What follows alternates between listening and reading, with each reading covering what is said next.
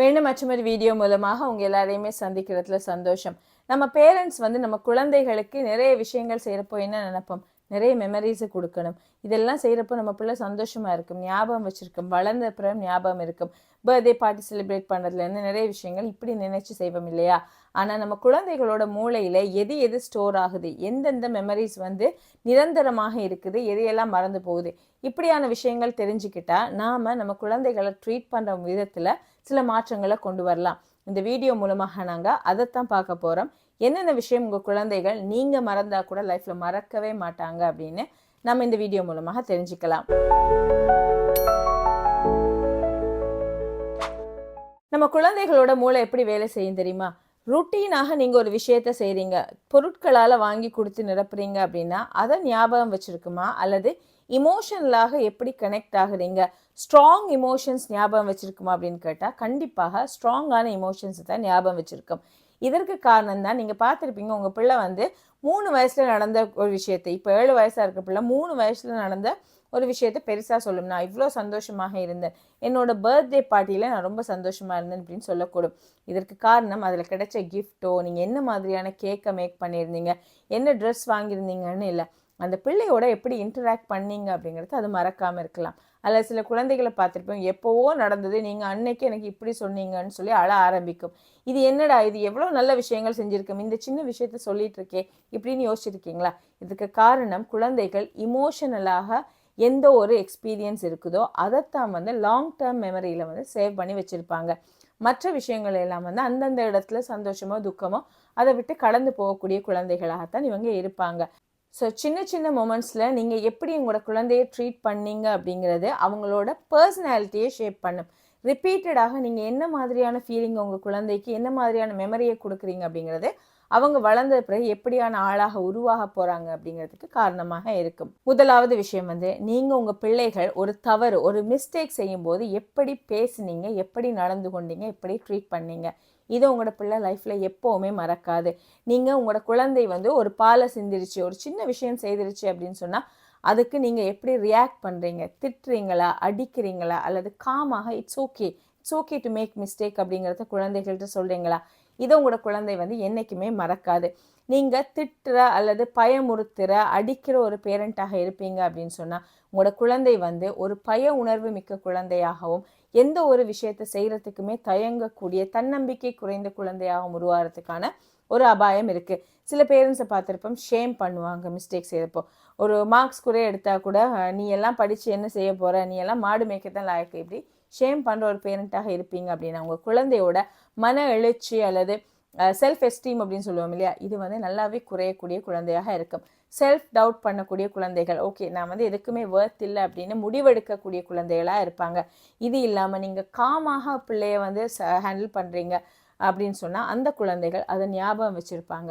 இந்த மெமரி உங்களோட பிள்ளைகளோட பர்சனாலிட்டியை எப்போவுமே தீர்மானிக்கக்கூடியதாக இருக்கும். அடுத்தது, உங்களோட குழந்தை உங்கள்கிட்ட ஒரு விஷயத்த சொல்ல வரப்போ நீங்கள் அதை காது கொடுத்து கேட்டீங்களா அல்லது இக்னோர் பண்ணீங்களா, இதை உங்களோட பிள்ளை என்றைக்குமே மறக்காது. நம்ம பேரண்ட்ஸ்ட்டு பேச வரும்போது அவங்க நம்மளை லிசன் பண்ணுறாங்க அப்படின்னு சொன்னால் அந்த குழந்தைகள் எல்லாமே ஓப்பன் அப் பண்ணி ஷேர் பண்ண ஆரம்பிப்பாங்க. நீங்கள் இக்னோர் பண்ணுறீங்க அப்படின்னு சொன்னால், ரிப்பீட்டடாக இப்படி செய்கிறீங்க அப்படின்னு சொன்னால் அது மூளையில் ஒரு லாங் டேர்ம் மெமரியாக பதியக்கூடிய வாய்ப்பு இருக்குது. இதனால் உங்கள் பிள்ளைகள் உங்கள்கிட்ட எதையுமே சொல்லாத, மறைக்கக்கூடிய குழந்தைகளாக அல்லது ஷேர் பண்ணாத குழந்தைகளாகவே மாறிடுவாங்க. இதை உங்களோட பிள்ளைகள் என்றைக்குமே மறக்க மாட்டாங்க. அடுத்தது தான், நீங்கள் ஜட்ஜ் பண்ணி பேசுகிறீங்களா அப்படின்னது. ஒரு சேஃப் ஸ்பேஸாக நீங்கள் இருக்கிறீங்களா பேரண்ட்ஸ் அப்படிங்கிறத குழந்தை மறக்காது. ஒரு விஷயத்தை, ஒரு பிரச்சனையை, தான் செய்த ஒரு தவறை சொல்கிற நேரம் நீங்கள் குழந்தையை ஜட்ஜ் பண்ணுறீங்களா? ஒரு ஃப்ரெண்ட் எனக்கு அடிச்சிட்டார் அப்படின்னா, நீ என்ன செஞ்ச, முதல்ல நீ அடித்ததுனால தான் அவன் அடிச்சிருப்பான், இப்படி எதையுமே லிசன் பண்ணாமல் உங்கள் குழந்தைய நீங்கள் ஜட்ஜ் பண்ணுறீங்க அப்படின்னா இதை உங்கள் பிள்ளை லைஃப் லாங் என்றைக்குமே மறக்காது. அது இல்லாமல் நீங்கள் ஜட்ஜ் பண்ணாமல் பிள்ளைகிட்ட கேளுங்க, காது கொடுத்து, ஓகே என்ன பிரச்சனை நடந்தது, அதுக்கு நீங்கள் எப்படி ரியாக்ட் பண்ணீங்க அப்படின்னு கேட்குறது மூலமாக உங்கள் பிள்ளை மற்ற பிள்ளைய அடிச்சதா இல்லையா இதை நீங்கள் தெரிஞ்சுக்கலாம். அடுத்தது, இங்கே உங்கள் குழந்தைக்காக ஃபிசிக்கலாகவும் இமோஷனலாகவும் ப்ரெசென்ட்டான நேரம், உங்கள் குழந்தையோட நீங்கள் குவாலிட்டியான ஒரு டைம் ஸ்பெண்ட் பண்ண நேரம் இருக்கு இல்லையா, இதை உங்கள் பிள்ளை என்றைக்குமே மறக்காது. சில பிள்ளைகள் சொல்கிறத பார்த்துருப்போம், நம்ம ஒரு பெரிய ட்ரிப் போயிருப்போம், ஒரு ஃபாரின் ட்ரிப் போயிருப்போம், எல்லாம் என்ஜாய் பண்ணியிருப்போம் நம்ம பிள்ளைகளுக்காக. ஆனால் அதில் நடந்த ஒரு சின்ன விஷயத்தை, நீங்கள் ஒரு இடத்துல உட்காந்து ஒரு ரெஸ்டாரண்ட்ல இருந்து பேசிகிட்டு இருந்த விஷயத்தை மட்டுமே உங்கள் பிள்ளை ஞாபகமாக சொல்லும். மற்ற எல்லாத்தையுமே விட்டுரும். இதுக்கு காரணம் என்னென்னா அந்த டைமை வந்து அந்த பிள்ளை வேல்யூ பண்ணியிருக்கும். நீங்கள் உங்கள் கையில் ஃபோன் இல்லாமல் அவங்க குழந்தையோட கண்ணை பார்த்து சிரித்து கைகளை தொட்டு இப்படி நீங்கள் பேசின சம்பவங்களை வந்து உங்கள் குழந்தை என்றைக்குமே மறக்காது.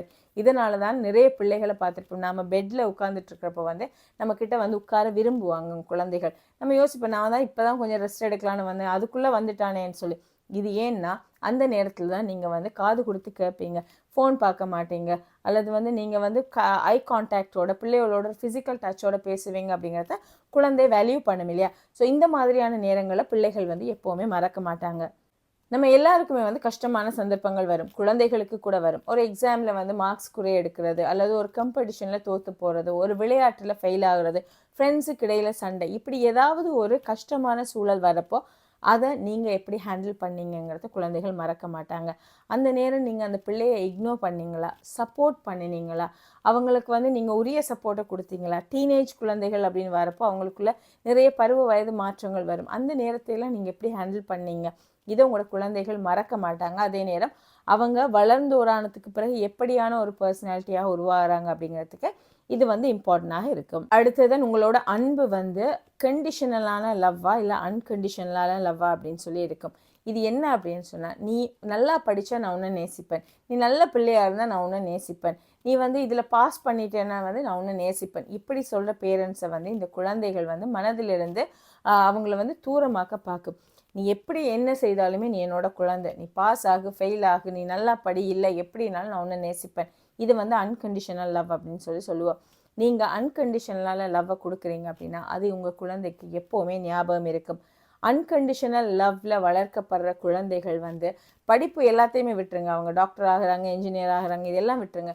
ஆனால் ஒரு நல்ல ஒரு மனுஷனாக நல்ல ஒரு பிரஜையாக உருவாகிறதுக்கான வாய்ப்பு நிறையவே இருக்குது. அந்த குழந்தைகள் அப்படித்தான் உருவாகுவாங்க. ஸோ அன்பு அப்படிங்கிறத நாங்கள் நிறையவே கொடுக்க வேண்டிய தேவை இருக்கும். அடுத்தது, உங்கள் பிள்ளைகள் இன்னொரு விஷயத்தை என்றைக்குமே மறக்க மாட்டாங்க, நீங்கள் மற்றவங்களை எப்படி ட்ரீட் பண்ணுறீங்க அப்படிங்கிறது. ரிலேஷன்ஷிப் அப்படிங்கிறது, மற்றவங்களோட இன்டராக்ஷன் பழகிறது எல்லாமே குழந்தைகள் நம்மளை பார்த்து தான் கற்றுக்கொள்கிறாங்க. ஸோ நீங்கள் பேரண்ட்ஸான நீங்கள் எப்படி ட்ரீட் பண்ணுறீங்க, உங்களோட ஸ்பவுஸ், உங்களோட ஹஸ்பண்டோ ஒய்ஃபோ நீங்கள் எப்படி ட்ரீட் பண்ணுறீங்க, குடும்பத்தில் இருக்கிற மற்றவங்க, வளர்ந்தோர், முதியவர்கள், இவங்கெல்லாம் வந்து நம்ம எப்படி ட்ரீட் பண்ணணும், இது எல்லாமே நம்ம பிள்ளைகள் பார்த்துட்ருக்காங்க. இது என்றைக்குமே அவங்க நீங்கள் மறந்தால் கூட அவங்க மறக்க மாட்டாங்க. இது கூட ஒரு காரணமாக இருக்கும். நீங்கள் ஒரு ஹஸ்பண்ட் அண்ட் ஒய்ஃப்குள்ள ஒரு சின்ன சண்டை வந்திருக்கலாம், நீங்கள் அதை மறந்து அடுத்த நாளே நல்லா பேசியிருக்கலாம். ஆனால் அடுத்த தடவை உங்களுக்குள்ள ஒரு ஆர்கியூமெண்ட் வரப்போ அந்த குழந்தை பயப்பட ஆரம்பிக்கும் இல்லையா? இதற்கு காரணம் கூட இதுதான். நீங்கள் எப்படி ட்ரீட் பண்ணீங்க ஒருத்தர் அப்படிங்கிறது பிள்ளைகள் இலகுவாக மறக்க மாட்டாங்க. ஸோ நீங்கள் அதுலேயுமே கவனமாக இருக்கணும். உங்கள் ரிலேஷன்ஷிப் எப்படி இருக்குது, நீங்கள் மற்றவங்களோட எப்படி பழகுறீங்க அப்படிங்கிறத உங்களோட குழந்தைகள் பார்த்துட்ருக்காங்க அப்படிங்கிறத நம்ம வந்து மைண்ட்ஃபுல்லாக இருக்கணும். ஸோ பேரண்ட்ஸ் நம்ம தெரிஞ்சிக்க வேண்டியது, இந்த எக்ஸ்பென்சிவ் டாய்ஸோ பெரிய பெரிய செலிப்ரேஷன்ஸோ இது எல்லாமே நம்ம குழந்தைகள் ஞாபகம் வச்சுருப்பாங்களா அப்படின்னு கேட்டால் இல்லை. உங்களோட டோன் எப்படி இருந்தது, நீங்கள் எப்படி பழகினீங்க, நீங்கள் என்ன மாதிரியான விஷயங்கள் செய்தீங்க, இது எல்லாமே இந்த குழந்தைகளுக்கு ஞாபகம் இருக்கும். அவங்களோட உளவியல் மாற்றங்கள் அல்லது டெவலப்மெண்ட்டுக்கு வந்து இது ஹெல்ப்ஃபுல்லாக இருக்கும்.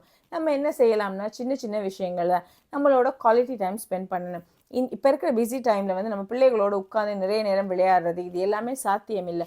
ஒரு நாளைக்கு ஒரு 15 நிமிஷமாவது உங்கள் பிள்ளையோட ஸ்பெண்ட் பண்ணுங்கள். உங்களுக்கு 3 குழந்தை இருக்காங்களா, ஒவ்வொரு குழந்தையோடையும் ஒரு 15 மினிட்ஸ் நீங்கள் டைம் ஸ்பெண்ட் பண்ணுங்கள். ஃபோன் இல்லை, டிவி இல்லை, படிப்பை பற்றின எந்த பேச்சுமே இல்லை, ஆனால் வந்து நீங்கள் அவங்களோட ஹாப்பியாக டிஸ்கஸ் பண்ணுறது, பேசிக்கொள்வது, இப்படியான விஷயங்களில் நீங்கள் வந்து டைம் ஸ்பெண்ட் பண்ணுங்கள். அவங்க தவறுகள் செய்கிறப்போ வந்து காமாக அதை அப்ரோச் பண்ணுங்கள். குழந்தைகளுக்கு என்ன தவறு அப்படிங்கிறத காமாக சொல்லி கொடுங்க. எப்போவுமே குழந்தைகள் பேச வரும்போது காது கொடுத்து கேளுங்க, ஜட்ஜ் பண்ணாமல் கேளுங்க. நீ இப்படித்தான் அப்படிங்கிற ஒரு கண்ணோட்டத்தோடையோ அதை குழந்தைகள்கிட்ட காட்டிக்கொள்ளவோ இல்லாமல், ஓகே என்ன பிரச்சனை, நம்ம இதை டிஸ்கஸ் பண்ணலாம், இப்படியான ஒரு அப்ரோச்சை கொண்டு வாங்க.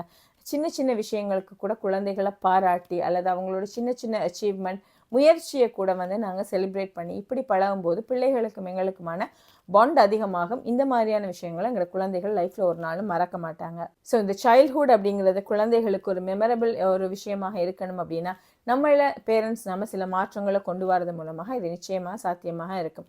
மீண்டும் மற்றொரு வீடியோ மூலமாக உங்கள் எல்லாரையுமே சந்திக்கிற வரைக்கும் விடைபெறுகிறேன். நன்றி.